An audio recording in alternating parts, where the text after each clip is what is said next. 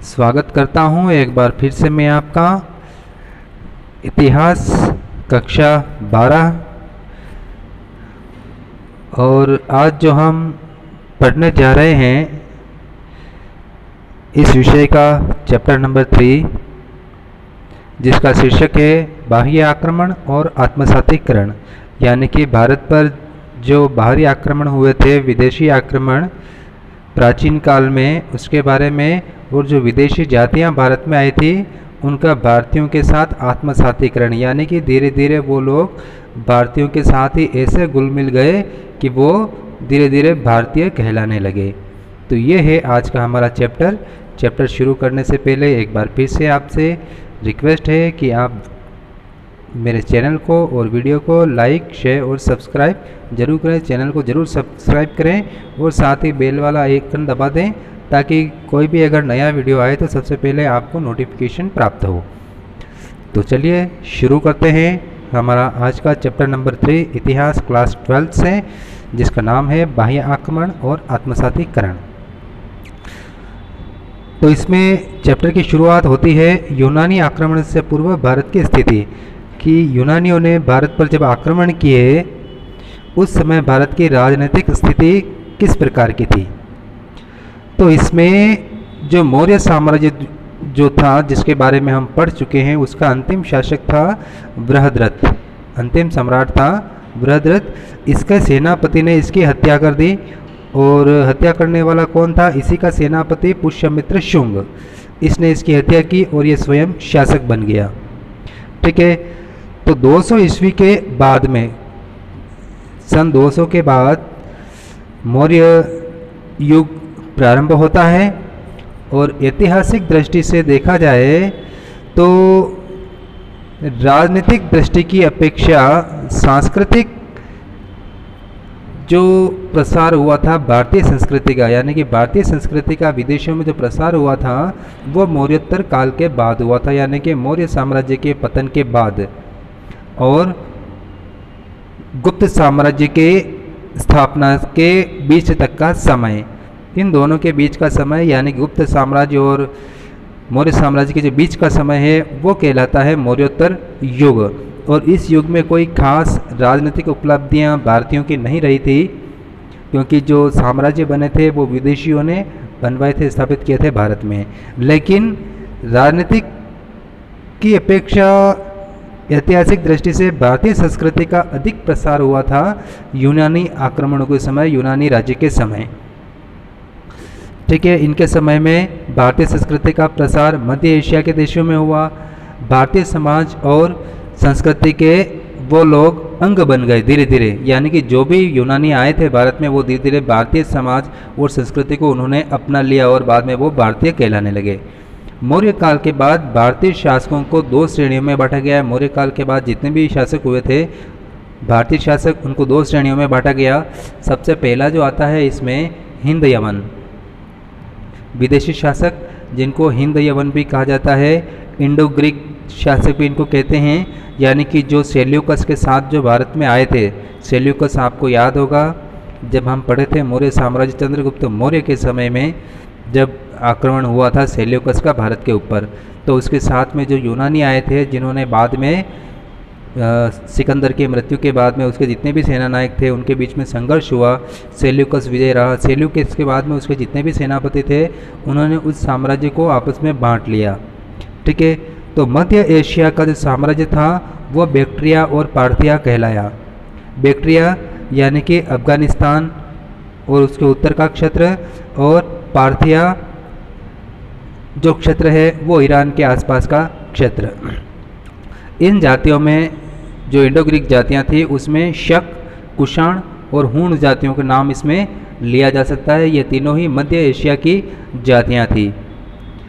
और दूसरे जो शासक हैं वो भारतीय शासक थे उस समय, जिसमें शुंग, कण्व वंश, चेदी और सातवाहन वंश, ये भारतीय शासक थे उस समय विदेशी शासकों के अलावा। अब मौर्य साम्राज्य के अंत और गुप्त साम्राज्य की स्थापना के बीच तक का जो काल है वो मौर्योत्तर काल कहलाता है। पश्चिमोत्तर भारत की बात करें तो विदेशी आक्रमणकारियों ने जो भारत में प्रवेश किया वो हमेशा उन्होंने भारत के उत्तर पश्चिमी हिस्से से ही भारत में प्रवेश किया था, यानी कि पंजाब साइड से ही भारत में प्रवेश किया था, जिसमें यूनानी, शक और कुषाण ये 3 जातियाँ प्रमुख है।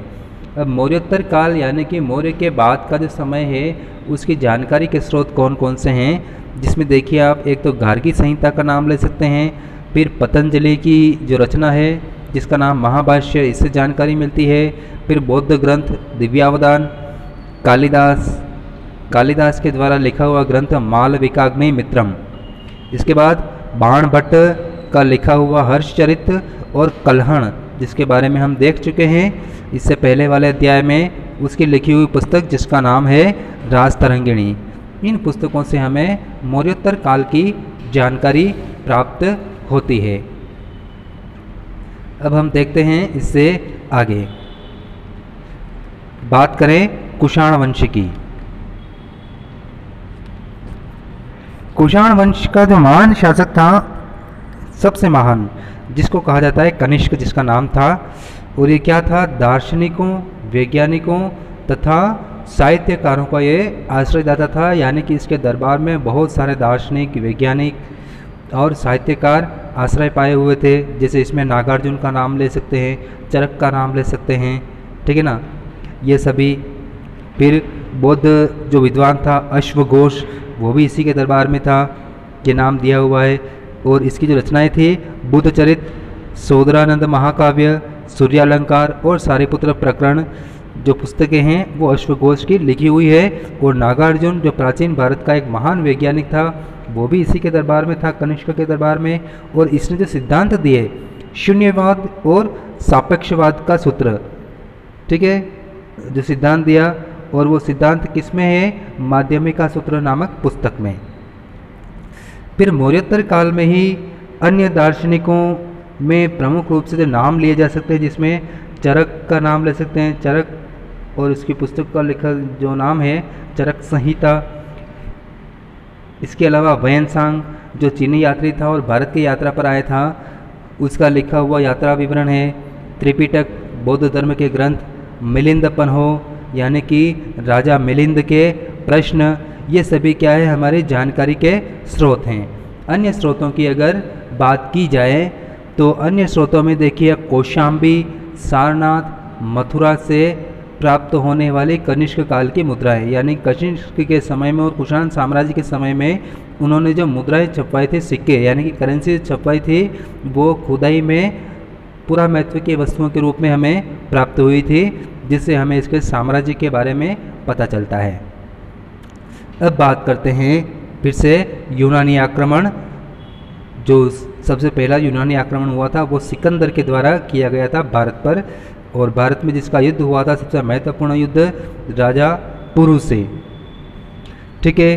तो सिकंदर से पहले जो भारत की राजनीतिक स्थिति थी वो किस प्रकार की थी कि पूरा उत्तर पश्चिम भारत में देखा जाए तो ये वाला इधर का जो एरिया है, ये दक्षिणी भारत इस तरफ वाला, जैसे पंजाब वगैरह जो है, पंजाब और इसकी जो 5 नदियां हैं, इस साइड में कितने 25 राज्य थे, छोटे छोटे राज्य थे, और उनमें आपस में उनमें लड़ाई झगड़े चलते रहते थे, युद्ध होते रहते थे।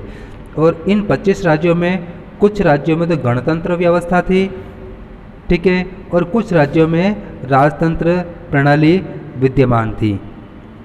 अब इनमें मुख्य रूप से तो हम नाम ले सकते हैं गांधार, पौरव, तक्षशिला, कठ, क्षुद्रक, मालव, मूसक, संबोज, ये सभी प्रमुख राज्य थे इस समय। तो राजतंत्र और गणतंत्र दोनों ही प्रकार के राज्य थे, गणतंत्र व्यवस्था वाले राज्य भी थे, राजतंत्र व्यवस्था वाले राज्य भी यहाँ पर थे। और इनमें क्या था कि संघर्ष चलता रहता था, और राजतंत्र वाले क्या है कि वो गणतंत्र वालों से घृणा करते थे, इसलिए क्या है, इन दोनों के बीच में लड़ाइयाँ चलती रहती थी। अब बात करते हैं भारत पर सिकंदर के आगमन की। तो 327 BC बिफोर क्राइस्ट, यानी कि 327 ईस्वी पूर्व में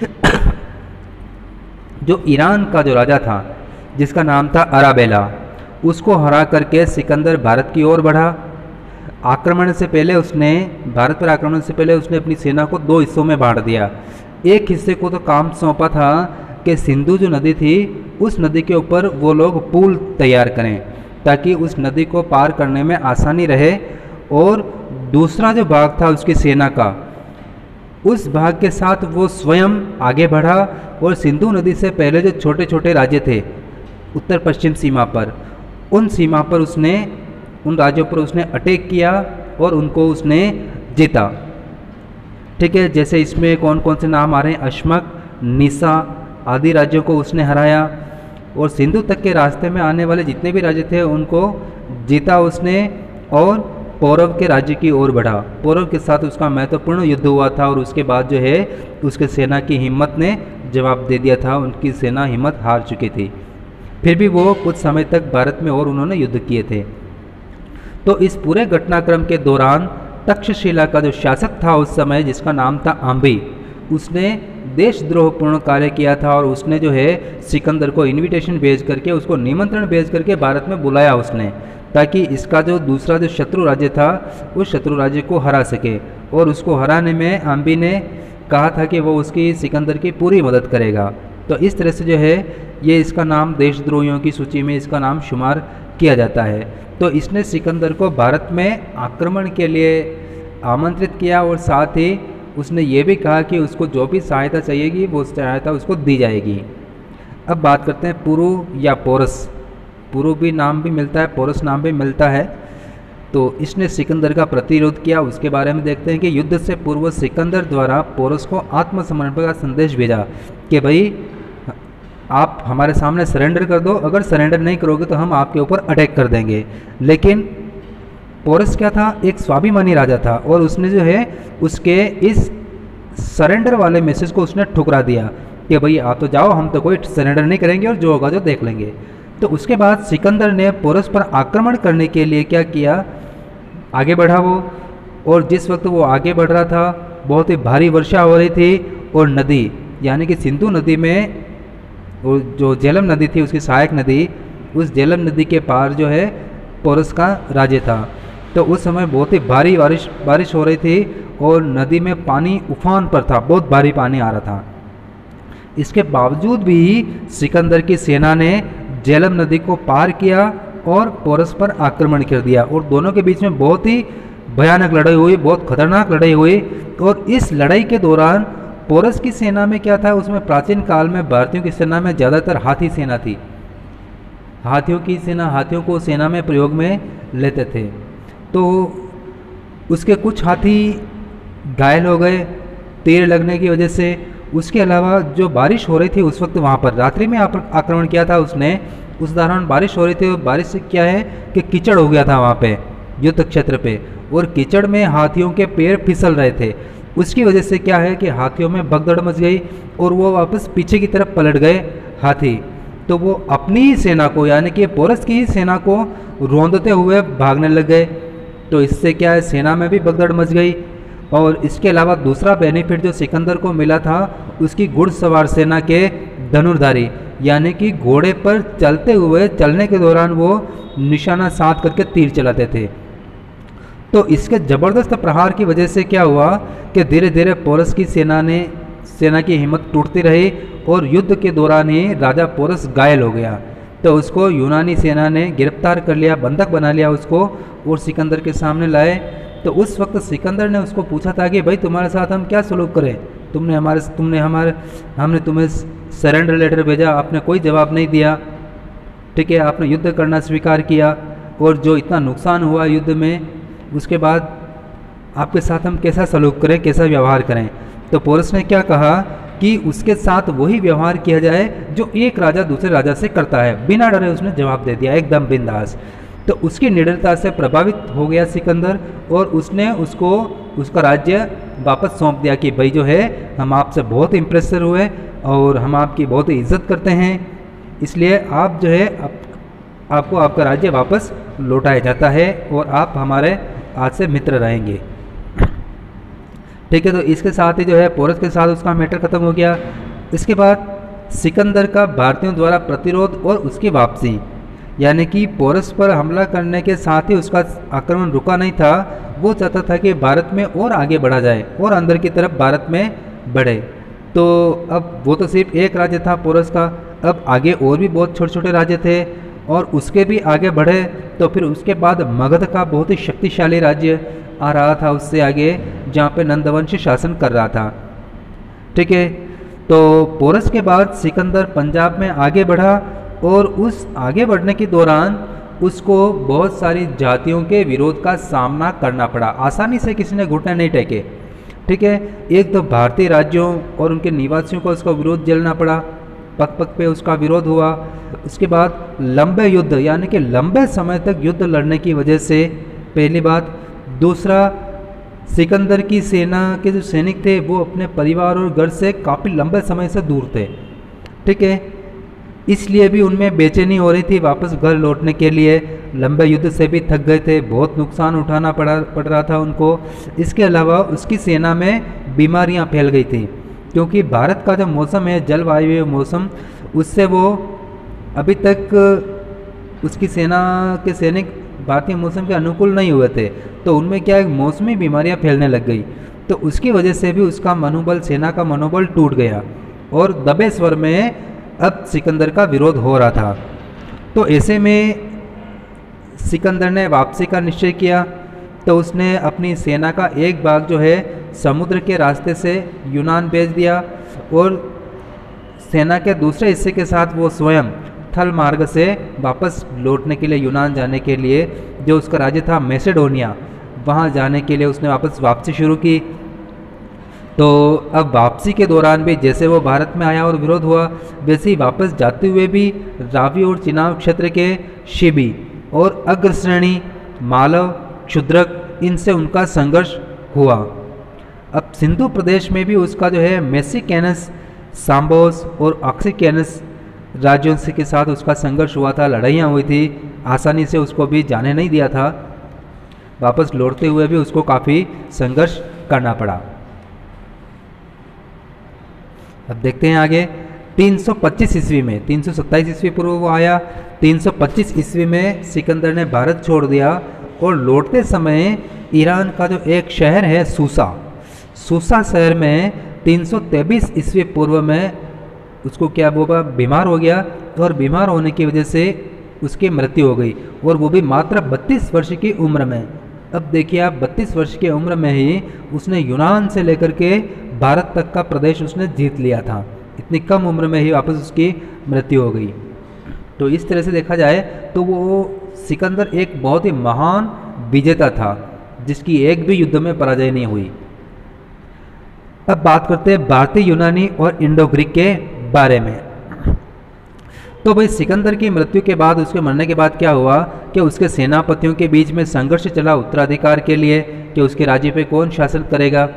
तो सेनापतियों के बीच संघर्ष हुआ। उस संघर्ष में एंटियोकस तृतीय, एंटियोकस III, या जिसका दूसरा नाम है सेल्यूकस निकेटर, जिसका युद्ध हुआ था चंद्रगुप्त मौर्य के साथ इसका युद्ध हुआ था, वो इस उत्तराधिकार संघर्ष में विजयी हुआ और सिकंदर के साम्राज्य का यह उत्तराधिकारी बना। और सिकंदर के समान ही उसने भी, वो भी चाहता था कि भारत पर एक अभियान चलाया जाए और भारत को जीता जाए। तो 306 ईस्वी पूर्व में उसने भारत के लिए अभियान शुरू किया और इस अभियान के दौरान उसने अफगानिस्तान और ईरान के क्षेत्र, यानी कि बैक्ट्रिया और पार्थिया के क्षेत्र को, ये बैक्ट्रिया और ये पार्थिया, इस क्षेत्र को उसने जीता। ठीक है, जो उसमें इसका नाम देख लीजिए आप, क्रमशः बैक्ट्रिया और पार्थिया। और यहीं से यूनानी, और यहाँ पर जो यूनानी रहते थे बैक्ट्रिया और पार्थिया में, ठीक है, अब सेल्यूकस निकेटर के मरने के बाद इसके भी सेनापतियों ने अलग अलग राज्य बना लिए थे बैक्ट्रिया में, पार्थिया में। और यहाँ रहने वाले यूनानी आगे चल कर के बाद में बैक्ट्रियन यूनानी कहलाए, जिनको भारतीय यूनानी भी कहा गया। बाद में भारतीय यूनानी भी उनको कहते हैं, इंडो ग्रीक भी उनको कहते थे। कौन थे ये? सेल्यूकस के बाद उसके उत्तराधिकारी जो भी थे जिन्होंने यहाँ पे शासन किया, और यूनानी लोग जो उनके साथ में भारत आए थे, जो कि यहीं पर बस गए थे और बाद में भारतीय सभ्यता और संस्कृति के साथ वो ऐसे घुल मिल गए कि उनको पहचान पाना असंभव हो गया, वो हमारा ही एक हिस्सा बन गए। तो एंटियोकस तृतीय के वंश में एक शासक जिसका नाम था मेनांडर, वो हुआ, जिसको मिलिंद भी कहा जाता है। और मिलिंद पन्हो, वो इसी के समय की रचना है। ये एक बहुत ही महान शासक था। बात करते हैं मिनेंडर की, तो इसकी जानकारी का स्रोत पाली भाषा में पुस्तक लिखी हुई है, उसका नाम है मिलिंदपन। इसके अनुसार मिनेंडर का जन्म उसकी राजधानी, मिनेंडर के राज्य की राजधानी का नाम था शाकल। शाकल के पास एक गांव था कलसी, उस कलसी गांव में उसका जन्म हुआ और कलसी गांव वर्तमान में कहाँ है? सियालकोट, पाकिस्तान में। इस पुस्तक में उसके राज्य की प्राकृतिक सुंदरता, उसकी राज्य की बहुत सारी विशेषताएं बता रखी है। ये जब अगर आप उनके बारे में जानना चाहते हैं तो उसके लिए आपको पाठ्य पुस्तक का अध्ययन करना पड़ेगा। मैंने इसको शॉर्ट में कर दिया है, बहुत लंबा चौड़ा था। तो इस पुस्तक में उसके राज्य की प्राकृतिक सौंदर्यता के बारे में बताया गया है और साथ ही वहाँ के निवासियों के बारे में, निवासियों की विशेषताएं बता रखी है। इसके अलावा उसके शहर की जो चारों ओर दीवार थी, किला था, उस किले की प्राचीर के बारे में बता रखा है कि बहुत ही भव्य प्राचीर थी, बहुत ही मजबूत प्राचीर थी, ऊंची ऊंची बुर्जियाँ थी, किले के प्रवेश द्वार, वहाँ की सड़कें, चौराहे, भवन, फिर उसके राज्य का व्यापार और व्यवसाय, फिर लोगों के पहनने के आभूषणों के बारे में प्रशंसा की गई है। ठीक है, प्रशंसा की गई है। मिलिंदपन पुस्तक में उसे एक राजवंशीय बताया गया है कि वो कैसे एक राजवंश का था, यानी कि राजाओं के वंश का था। और मिनेंडर के सिक्कों का अध्ययन किया गया बाद में, जो मिनेंडर के सिक्के हमें खुदाई से प्राप्त हुए हैं, उन सिक्के के अनुसार उसकी मृत्यु के बाद उसकी पत्नी, जिसका नाम था अगेथोक्लिया, उस अगेथोक्लिया ने शासन संभाला था, क्योंकि मिलिंद का या मिनेंडर का जो पुत्र था वो अल्पवयस्क था, इसलिए जब तक वो वयस्क न हो जाए तब तक अगेथोक्लिया ने शासन संभाला और इसी ने शासन किया था। अब बात करते हैं आगे। मिनेंडर के सिक्के जो भी हमें प्राप्त हुए हैं और वो जिन स्थानों से हमें प्राप्त हुए हैं उनके अध्ययन किया गया और उसके अध्ययन के अनुसार हमें ये पता लगा कि एक तो वो बहुत महान विजेता था। वजीर जातीय प्रदेश, जो कि सिंधु घाटी क्षेत्र में ही कहीं आसपास है, तो वहाँ की खरोष्टी लिपि में जो अभिलेख प्राप्त हुए हैं, वजीर जाति प्रदेश से जो अभिलेख प्राप्त हुए हैं, वो अभिलेख लिखे हुए खरोष्टी लिपि में, उस अभिलेखों में मिनेंडर के राज्य का उल्लेख मिलता है। उसके राज्य की विशेषताएं उसमें बता रखी है, शासन व्यवस्था के बारे में बता रखा है, उसने क्या क्या कार्य करवाया था अपने समय में, उसके बारे में भी उसने बता रखा है इन अभिलेखों में। अब मिलिंदपनों में मिनेंडर को बौद्ध धर्म का अनुयायी बताया गया है। इसमें यह कहा गया है कि मिनेंडर जो है वो बौद्ध धर्म को मानने वाला था और बौद्ध धर्म उसने ग्रहण किया था। एक बौद्ध भिक्षु नागसेन बहुत ही महान बौद्ध भिक्षु था और इसके साथ इसके प्रश्नोत्तर हुए थे। मिलिंद और नागसेन के बीच में प्रश्नों का आदान प्रदान हुआ और नागसेन ने जो भी जवाब दिए उससे मिलिंद संतुष्ट हो गया, मिनेंडर संतुष्ट हो गया और उससे प्रभावित होकर के उसने बौद्ध धर्म ग्रहण कर लिया। अब प्रोफेसर रेप्सन जो इतिहासकार हैं, उन्होंने मिनेंडर को एक महान और न्यायप्रिय शासक बताया था यूनानियों में, हिंद यूनानियों में। अब यूनानी आक्रमणों का भारत पर क्या प्रभाव पड़ा, क्या उद्देश्य थे इसके, वो देख लेते हैं। सिकंदर के मरने के बाद बैक्ट्रिया के यूनानी शासक, बैक्ट्रिया यानी कि अफगानिस्तान क्षेत्र के जो यूनानी शासक थे, तो उस क्षेत्र पर लंबे समय तक शासन के दौरान, यानी कि बैक्ट्रिया और पार्थिया पर इन्होंने करीब 200-250 वर्षों तक शासन किया था और इस लंबे शासन काल के दौरान उनका संपर्क भारतीय संस्कृति के साथ हुआ, आदान प्रदान चलता रहा भारतीय संस्कृति के साथ और उस संस्कृति का प्रभाव इन यूनानियों पर पड़ा। ठीक है, हिंद यूनानी शासकों पर इनका प्रभाव पड़ा, बैक्ट्रिया और पार्थिया के शासकों पर। बात करें यूनानी मुद्रा के बारे में, तो टेक्निकली यानी कि तकनीकी रूप से जो यूनानी मुद्रा थी वो भारतीय मुद्रा निर्माण की जो पद्धति थी उससे श्रेष्ठ थी, यानी कि टेक्निकल रूप से भारतीयों से यूनानी काफ़ी आगे थे। ठीक है, इंडो ग्रीक शासकों के निर्मित सिक्के, यानी कि यही जो यूनानी आक्रमण है, जो यूनानी शासक हैं बैक्ट्रिया और पार्थिया के, उनके बारे में कि इंडो ग्रीक शासकों के निर्मित सिक्के, उन्होंने जो सिक्के बनाए उनके ऊपर राजा का नाम, उनकी उपाधि और तिथि अंकित होती थी। पहली बार इन्होंने ही ये सारी चीज़ें शुरू की थी, सिक्कों पे नाम लगवाने, राजाओं की उपाधियाँ, और इन्हीं चीज़ों को बाद में आगे जा कर के भारतीय शासकों ने, गुप्तों ने अपनाया था, हर्षवर्धन ने अपनाया था। और दूसरी बात जो है निर्माण कला में, यानी कि सिक्कों की ढलाई करने का जो आर्ट है, उस आर्ट में भी यूनानी काफ़ी आगे थे भारतीयों से। अब बात करें कला और मूर्ति कला के बारे में। कला जिसमें खास तौर से बात आती है स्थापत्य कला की। स्थापत्य कला के क्षेत्र में, कला और स्थापत्य में आप देखिए, कला और मूर्तिकला के अंतर्गत तो कला और मूर्तिकला में भी यूनानी प्रभाव दिखाई देता है। उस समय की उत्तर पश्चिमी भारत में हेलेनिस्टिक कला का प्रयोग किया गया। हेलेनिस्टिक कला, ठीक है, हिंद यूनानी कला, जो कि बाद में आगे चल करके गांधार कला या गांधार कला शैली कहलाई। खगोल शास्त्र, साहित्य, भवन निर्माण और धर्म के क्षेत्र पर भी यूनानियों का प्रभाव पड़ा। यानी कि धर्म के क्षेत्र में प्रभाव पड़ने का मतलब जो देवी देवताओं की जो मूर्तियाँ बनती थी, वो मूर्तियाँ यूनानी शैली में बनने लगी। अब क्या हुआ, विषय क्षेत्र क्या था, भारतीय, यानी कि भारतीय देवी देवता थे, लेकिन उनको बनाने का तरीका यूनानी था, इसलिए वो इंडो ग्रीक आर्ट कहलाया, इंडो ग्रीक शैली कहलाई। और जल थल मार्गों से, जल और थल दोनों मार्गों से भारत का व्यापार यूनान और मध्य एशिया से बढ़ा उस समय। अब बात करें व्यापार वाणिज्य के बारे में। व्यापार वाणिज्य के क्षेत्र में देखा जाए तो भारत यूनान को जो चीज़ें बेचता था, जिन चीज़ों को निर्यात करता था, उसमें रत्न यानी कि डायमंड्स, हाथी दांत, मसाले और वस्त्र।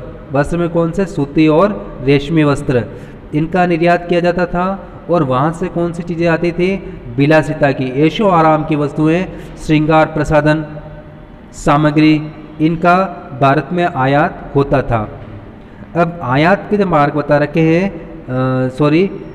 काबुल, दिल्ली और मथुरा, इन स्थानों से मिनेंडर के सिक्के प्राप्त हुए। जो उसने सिक्के चलवाए थे वो इन स्थानों से हमें खुदाई में प्राप्त हुए। ठीक है, तो इन सिक्कों से क्या है कि यूनानियों का भारतीयों पर जो प्रभाव पड़ा, उस प्रभाव के बारे में हमें पता चलता है। सिक्कों पर यूनानी, ब्राह्मी और खरोष्टी लिपि में अनुश्रुतियाँ भी प्राप्त हुई है। यानी कि सिक्कों पर छोटी छोटी अनुश्रुतियाँ लिखी हुई होती थी, यानी कि छोटी छोटी स्टोरी लिखी हुई होती थी। ठीक है, और चांदी के सिक्के ढालने की जो तकनीक थी, वो यूनानी तकनीक का सर्वोत्तम उदाहरण उसको कहा जाता है। सिक्के ढलाई की टेक्निक काफ़ी उन्नत थी यूनानियों की। अब बात करें आगे सांस्कृतिक प्रभाव यूनानी आक्रमणों का और उनका भारतीय संस्कृति में विलीनीकरण। तो सिकंदर के बाद बैक्ट्रिया के, उसके बाद जो भी बैक्ट्रिया के शासक हुए, हिंद यूनानी शासक, उनके शासन के दौरान भारत और यूनान के बीच में सांस्कृतिक संबंधों का जो सांस्कृतिक संबंध स्थापित हुआ यूनान और भारत के बीच में, उन संबंधों का भारत और यूनानी सभ्यता दोनों पर प्रभाव पड़ा। यानी कि भारतीय सभ्यता का प्रभाव यूनानी सभ्यता पर पड़ा और यूनानी सभ्यता का प्रभाव भारतीय सभ्यता पर पड़ा। अब यूनानियों द्वारा भारतीय धर्म, परंपराओं और आदर्शों को धीरे धीरे अपना लिया गया। यानी कि लंबे समय तक जब वो भारतीयों के संपर्क में रहे तो धीरे धीरे भारतीयों के धर्म और परंपराओं के साथ वो घुल मिल गए और आगे चल करके उनका भारतीय समाज और संस्कृति में लोप हो गया। यानी कि वो ऐसे घुल मिल गए कि उनको पृथक करना संभव नहीं रहा और वो भारतीय समाज का ही एक हिस्सा हो गए, यानी कि भारतीय बन गए। ठीक है, इसके बाद अब हम देखते हैं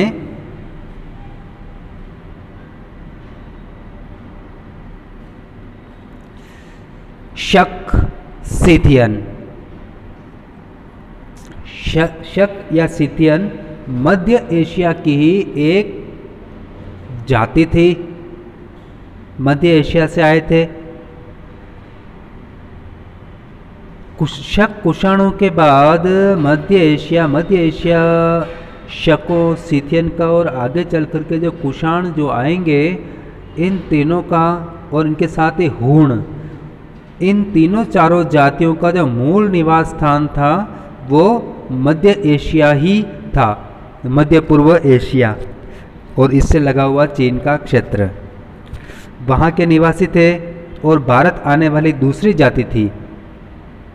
ठीक है, और ये कहाँ के निवासी थे? मध्य एशिया में सीथिया के। सीथिया के निवासी होने की वजह से इनको क्या कहा गया? सीथियन कहा गया इनको। भारत में इन्होंने सिंध और पश्चिमोत्तर प्रदेश को अपना निवास स्थान बनाया।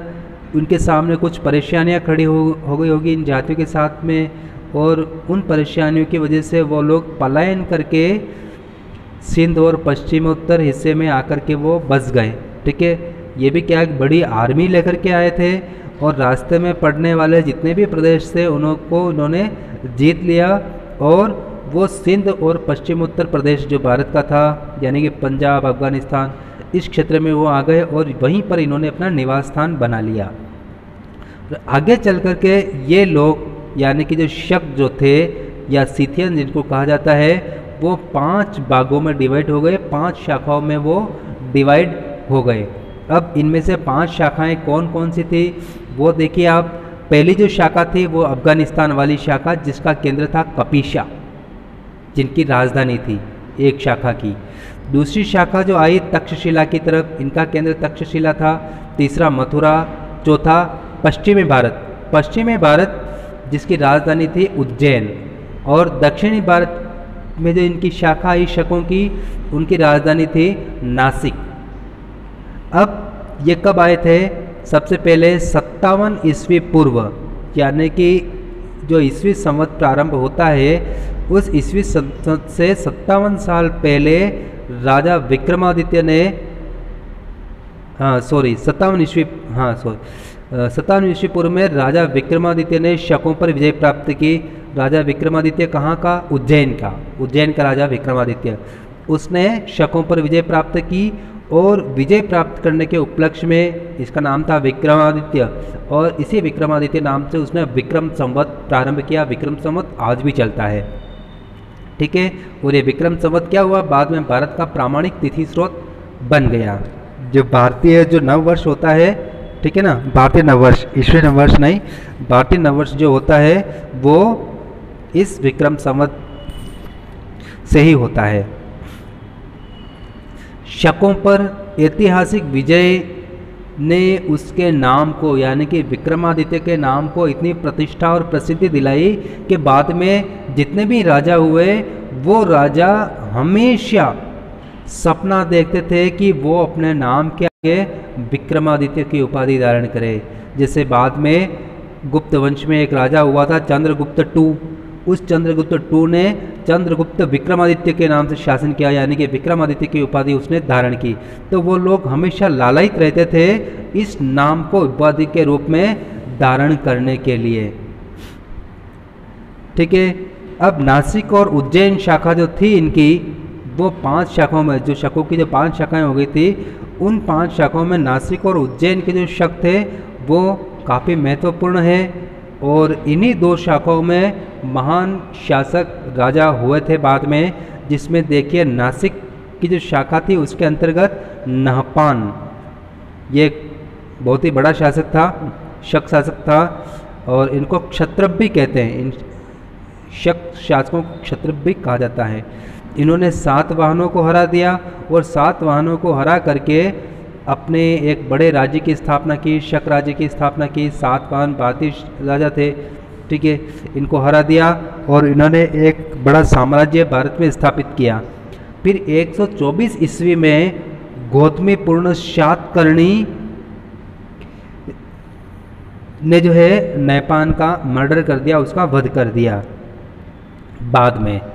तो नहपान की जो इस समय राजा बना, उसकी जो सैन्य सफलताओं के बारे में, उसने किन किन राज्यों को जीता उसके बारे में, और सुदर्शन झील की जो इसने मरम्मत करवाई थी उसकी जानकारी का पता हमें जूनागढ़ अभिलेख से प्राप्त होता है। आगे देखिए रुद्रदामन की बात करते हैं। रुद्रदामन उज्जैन का शक शासक था, और इसका समय काल जो था 130 ईस्वी से लेकर के 150 ईस्वी तक 20 साल तक इसने शासन किया। और इसकी जानकारी का स्रोत जूनागढ़ का रुद्रदामन अभिलेख, जिससे हमें इसके शासन के बारे में जानकारी प्राप्त होती है। तो इसके समय में क्या हुआ, गुजरात के बंदरगाहों से विदेशी व्यापार होता था, ठीक है। और इस विदेशी व्यापार से क्या हुआ, इसके राज्य यानी कि रुद्रदामन के राज्य की बहुत ही अधिक आर्थिक उन्नति हुई, भारत की भी आर्थिक उन्नति हुई। इसने अपने समय काल में चांदी के सिक्के चलवाए और इसने जो अभिलेख स्थापित करवाया था, जूनागढ़ अभिलेख, वो इसने लिखा संस्कृत भाषा में, यानी कि इसने संस्कृत भाषा को काफ़ी बढ़ावा दिया था। अब बात करते हैं सुदर्शन झील के जीर्णोद्धार के बारे में। सुदर्शन झील का निर्माण किसने करवाया था, चंद्रगुप्त मौर्य ने। और ये भी उसका सेनापति था, चंद्रगुप्त मौर्य का सेनापति पुष्यगुप्त। कहाँ का सेनापति था, सौराष्ट्र प्रांत का। सौराष्ट्र प्रांत के अंदर वहाँ के सेनापति ने चंद्रगुप्त मौर्य के आदेश से जन कल्याण के कार्यों को आगे बढ़ाने के लिए इस झील का, सुदर्शन झील का निर्माण करवाया था, ठीक है। फिर सालों साल बीत गए, फिर एक बार बहुत ही भारी वर्षा की वजह से क्या हुआ, यह झील नष्ट हो गई, इसकी पाल टूट गई, झील नष्ट हो गई। अब इस झील से क्या होता था कि वहाँ जो आसपास के किसान थे उनको सिंचाई के लिए पानी मिलता था, ठीक है। रुद्रदामन के शासन में क्या हुआ, अतिवृष्टि यानी कि बहुत ही अधिक बारिश से नष्ट हो गई झील, तो उसकी मरम्मत करवाई। और उस समय सौराष्ट्र का गवर्नर कौन था, सुविशाख। सुविशाख यहाँ का गवर्नर था। और किसका गवर्नर था ये, अब गवर्नर भी शासन भी चेंज हो गया। पहले चंद्रगुप्त मौर्य था, अब कौन था, रुद्रदामन था। पहले पुष्यगुप्त था वहाँ का गवर्नर, अब कौन था, सुविशाख, ठीक है। तो इसने जो है इसका मरम्मत करवाया था, जीर्णोद्धार करवाया था। बात करते हैं साम्राज्य विस्तार की रुद्रदामन के। पूरा पश्चिमोत्तर भारत, उत्तर पश्चिमी भारत, सिंध से मध्य भारत तक यानी कि मध्य प्रदेश तक, दक्षिण में नर्मदा नदी और उससे आगे कोंकण तट यानी कि महाराष्ट्र, पश्चिमी महाराष्ट्र का जो इलाका है कोंकण तट, समुद्र के किनारे वाला बम्बई तक का इलाका, ये इतना बड़ा प्रदेश रुद्रदामन के राज्य में शामिल था, उसके अधीन था। अब बात करेंगे हम शासन व्यवस्था के बारे में। रुद्रदामन की शासन व्यवस्था किस प्रकार की थी, तो उसने साम्राज्य का विभाजन प्रांतों में कर रखा था, छोटे छोटे राज्यों में बांट रखा था साम्राज्य को। और उन प्रांतों का शासन कौन चलाता था, प्रांतीय शासक यानी कि गवर्नर, ठीक है, वो इनका शासन चलाते थे। बात करें राजा की, राजा को राज कार्य में सहायता देने के लिए एक मंत्री परिषद होती थी, ठीक है, मंत्री परिषद थी। मंत्रियों को क्या कहते थे उस समय, सचिव, सेक्रेटरी कहते थे। और इसके अलावा और कौन होते थे, राजज्ञ, यानी कि राजा जो भी आदेश देता था और गवर्नमेंट की जो भी पॉलिसी होती थी उस पॉलिसी को लागू करने, क्रियान्वित करने यानी कि लागू करने वाले जो अधिकारी होते थे उनको कहते थे कर्म सचिव, यानी कि काम करने वाले सचिव, ठीक है। इसकी प्रशासनिक और कर व्यवस्था किस पर आधारित थी, धर्म के आधार पर, ठीक है, यानी कि धर्म के आधार पर जो भी व्यवस्था होती है कि जन कल्याण पे ध्यान दिया जाए, जनता के ऊपर ज़्यादा अत्याचार ना हो, ठीक है, जनता के ऊपर करों का ज़्यादा बोझ नहीं डाला जाए, इस तरह की इसमें बातें होती है। तो उसके अब रुद्रदामन के व्यक्तित्व के बारे में उस जानकारी में प्राप्त होती है जूनागढ़ अभिलेख से। अब उसके व्यक्तित्व के अंतर्गत सबसे बड़ी बात, उसके अंदर जन कल्याण की भावना थी और जनता के कल्याण पर वो ध्यान देता था। फिर अत्यधिक व्यवसायद्य, यानी कि हमने ऊपर पढ़ा सुदर्शन झील के मरम्मत के बारे में, उसमें बहुत ही अधिक खर्चा था और उसके सारे मंत्रियों ने उसका विरोध किया कि ये जो है इसके अंदर इतना खर्चा है इस झील को बनाने में वापस कि उससे हमारा पूरा खजाना खाली हो जाएगा। मंत्रियों ने विरोध किया, लेकिन इसके बावजूद भी उसका जो निजी कोष था, पर्सनल, उसका जो पर्सनल अकाउंट था, उस अकाउंट से उसने इस झील की मरम्मत करवाई। तो इससे हमें क्या पता चलता है, उसके जन कल्याण की भावना का हमें पता चलता है। अब अगली बात, वो उच्च आदर्शवादी था, यानी कि आदर्शों को ऊपर चलने वाला था, प्रजावत्सल था, शरणागत की रक्षा, उसकी शरण में जो भी अगर शत्रु भी आ जाए तो वो उसकी रक्षा करता था, ठीक है। फिर प्रजा को समाज कंटकों से, यानी कि चोर डाकुओं के भय से मुक्त किया, रोगों के भय से मुक्त किया, यानी कि रोगों के उपचार के लिए उसने पूरी व्यवस्था की। और शहरों को, गांवों को जंगली जीवों के आक्रमण से मुक्त करवाया, जंगली जीवों के डर से मुक्त करवाया। यानी कि उनकी सुरक्षा के लिए, समाज कंटकों से, जंगली जानवरों से और शत्रुओं से सुरक्षा के लिए उसने पूरा प्रबंध किया हुआ था। फिर वो एक कुशल योद्धा और सेना नायक था, संगीत का ज्ञाता था, शास्त्रों का ज्ञाता था, बहुत ही विद्वान शासक था और संस्कृति का संरक्षण था, संस्कृति को इसने बढ़ावा दिया। फिर काव्य मर्मज्ञ भी था वो, यानी कि कविता पाठ, व्याकरण, तर्क, न्याय क्षेत्र वो ज्ञाता था, न्याय शास्त्र का। और इस प्रकार से कुल मिलाकर ऑल ओवर अगर हम देखें तो रुद्रदामन बहुमुखी प्रतिभा का धनी व्यक्ति था। तो इसके साथ ही हमारा ये जो है इसका एक भाग हम यहाँ पे समाप्त करते हैं चैप्टर 3 का, और जल्दी ही मिलते हैं इसी चैप्टर नंबर 3 के नेक्स्ट वीडियो में। और आप इस वीडियो को लाइक, शेयर और सब्सक्राइब ज़रूर करें। धन्यवाद।